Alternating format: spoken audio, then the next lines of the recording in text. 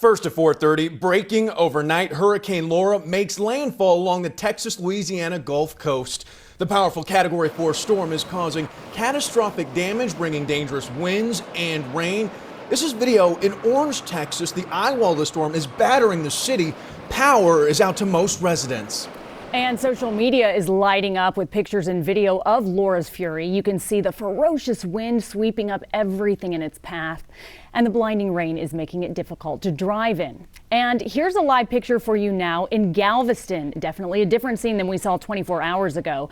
Cheryl Mercedes will have a live report for you in just a minute. And you can see those waves crashing ashore, getting a little bit bigger than we saw yesterday. First, we do want to get to Cheetah Craft. Cheetah, where is Laura right now? Well, it has already made landfall just before 1 a.m. and it's starting to pass just north now of Lake Charles. Lake Charles did have a wind gust of 128 miles per hour just before the recording started to go down, and then sustained winds around 90 miles per hour. This is a catastrophic event. It's almost you almost can't wrap your brain around that the fact this made landfall 140 miles east of Houston. It's incredible to think about how Houston and Galveston was spared of catastrophic damage. This event has never happened before, especially in this area of Louisiana. This is something that will go down in history. We're continuing to watch this unfold, especially after sunrise this morning. We're going to get a much better handle on really what did unfold overnight, and the damage and the cleanup and the recovery are going to just be an effort that's going to last a long time. Center of circulation, we're still dealing with a Category 3 hurricane. It has almost remained its intensity after making landfall, and it's expected to stay that way as a Cat 1 hurricane through about midday today. We'll talk more about the path coming up in just a little bit. All right, Cheetah, thank you. Well, while Laura is east of our area, storm surge remains an issue for homes and businesses down the Galveston coastline. That's where our Cheryl Mercedes is this morning. Cheryl, can you describe what's happening out there? Sure. Good morning. So it is a little bit louder this morning than it was 24 hours ago. As Cheetah said, there are waves crashing and it is a tad bit windier. However, yesterday afternoon is when Galveston really saw the impact of the high tide, and a lot of locals who stayed here in the area, they were out taking photos on their bikes, walking, running, just enjoying what isn't a typical day at the beach. Last night, Laura was pretty loud with the whistling around midnight, 1 o'clock. You could hear it roaring from the hotel room. You could just hear the winds picking up, but minimal impact here in Galveston from what we saw so far. We're somewhere between the east and the west end on Seawall Boulevard, and we didn't see any flooding on the roadways or any water pooling here. For the most part, it's just that the tide is closer. You can hear the waves crashing. You can see them closer to shore, but Galveston absolutely spared from what could have been a catastrophic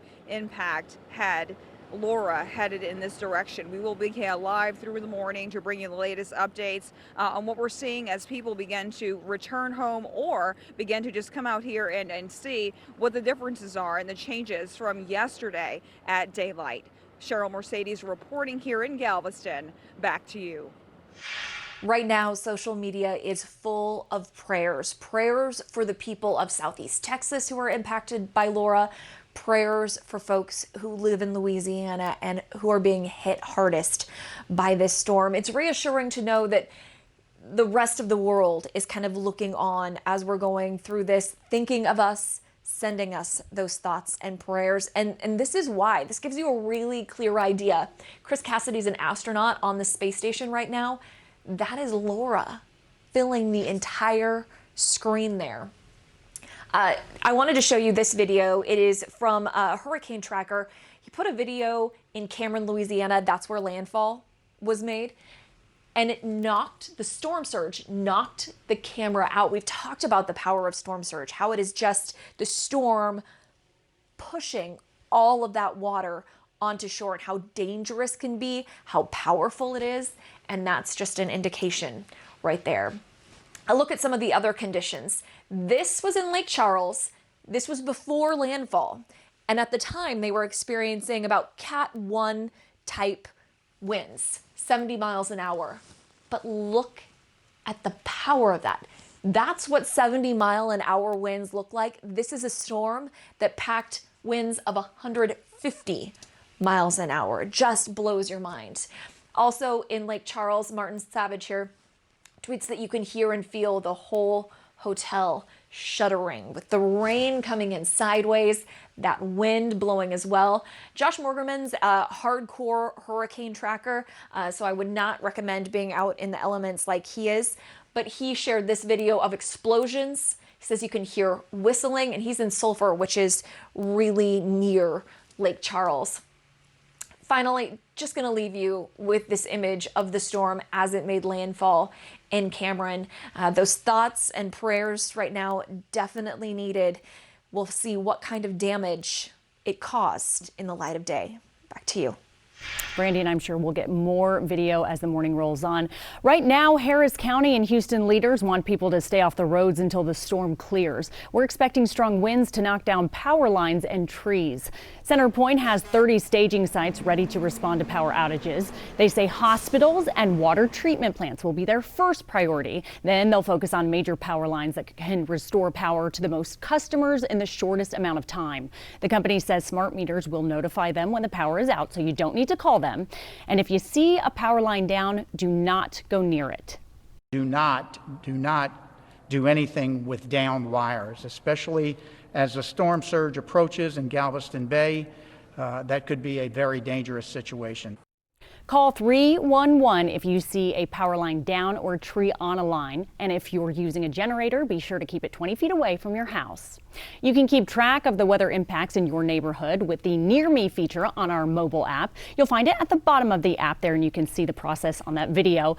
You can send us photos and videos from the view of your front window or out of it. There you go. All right, we turn now to the coronavirus. Here are 3 things to know about this morning. Number 1, the CDC changes its testing guidelines. They now say people without symptoms do not necessarily need a test, even if they've been exposed to COVID-19. Medical experts warn that less testing may lead to more cases and hinder contact tracing efforts.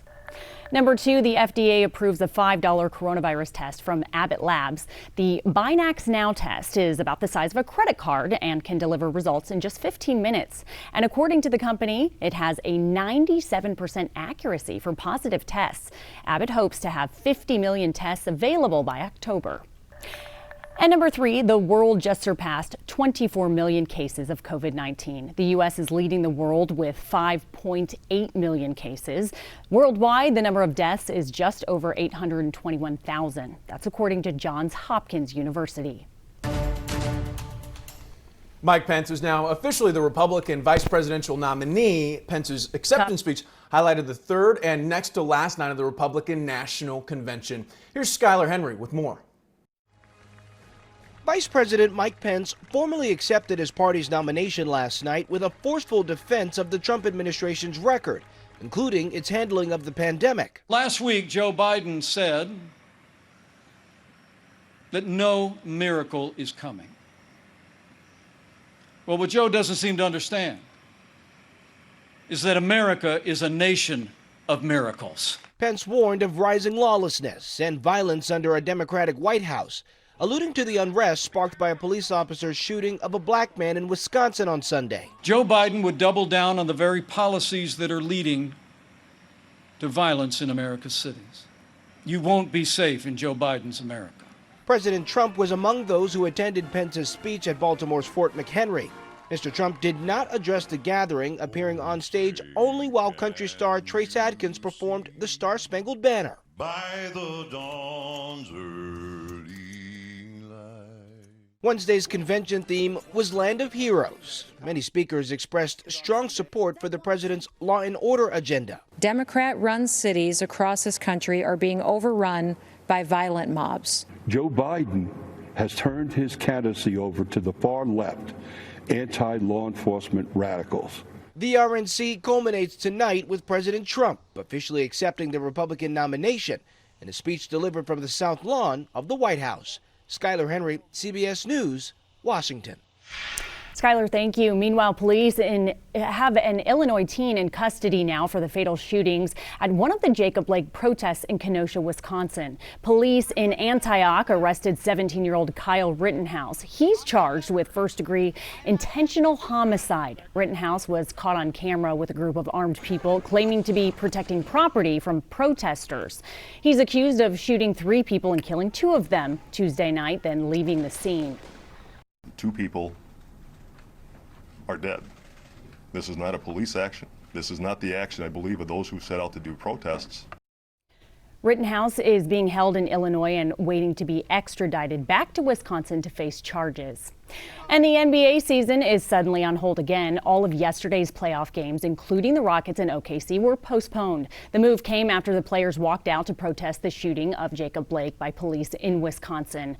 WNBA players later followed suit, as well as 6 Major League Baseball teams.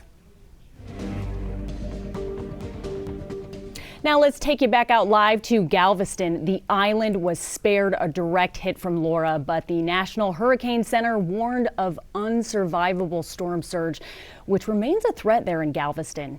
So we want to get back over to Cheetah Craft. Cheetah, how long will the threat last? Because people are waiting to return home to the island this morning. I think the best idea is let's wait for sunrise. So once we're able to really get a good handle and a good scope on everything, but really if any impacts at all, they are going to be minimal. We had the best case scenario for Houston and for Galveston, and we had the worst case scenario pretty much throughout the entire state of Louisiana. This has been an incredible event. We're going to be talking about this for a really long time. A Cat 4 hurricane making landfall in Cameron, Louisiana, just before 1 a.m. this morning, and now it is continuing to race northward. But let's talk about our conditions here locally, what you can expect today.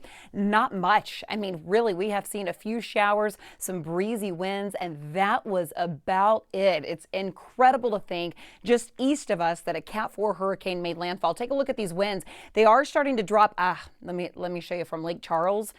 The reports have pretty much gone out. That's from the airport. We had a wind gust at 128 miles per hour, sustained winds at one point at 90 miles per hour, and it's probably knocked the signal there offline. So we're going to have to wait and hear from the National Weather Service there as far as these wind reports and really all the damage that's going to happen. It's going to be visible right when we see the first signs of daylight this morning. But here locally, I mean, look at this, sustained winds around 10 to 20 miles per hour. Everything manageable at this point. Power outages we've continued to monitor as well. So let me show you the latest track from the National Hurricane Center. It is a Category 3 now. It's expected to remain at Cat 1 through midday today. This is our 1 o'clock update that we're expecting this afternoon. And then even as it heads northward through your evening hours tonight, it could still pack tropical storm force conditions. So this is really going to hold its punch all throughout the day today, potentially maybe even overnight tonight into early tomorrow morning. So this event is not over for millions and millions of people. We locally have just had the best case scenario that we could have hoped for here locally. Only a 30 to a 40% chance of an isolated shower today, mid to low 90s. If anything, it's going to be warm. It's going to be humid, a stray shower this afternoon. I tell you what, we always have to prepare for the worst and hope for the best, and that is what has happened here locally. Thankfully for that here locally. I'll send it back to you. Okay, Cheetah, thank you. 4:43 is your time now. Coming up, from military pay raises to the Declaration of Independence, our Verify team is fact-checking speeches at the Republican National Convention. And the White House is looking to help airlines struggling during the pandemic.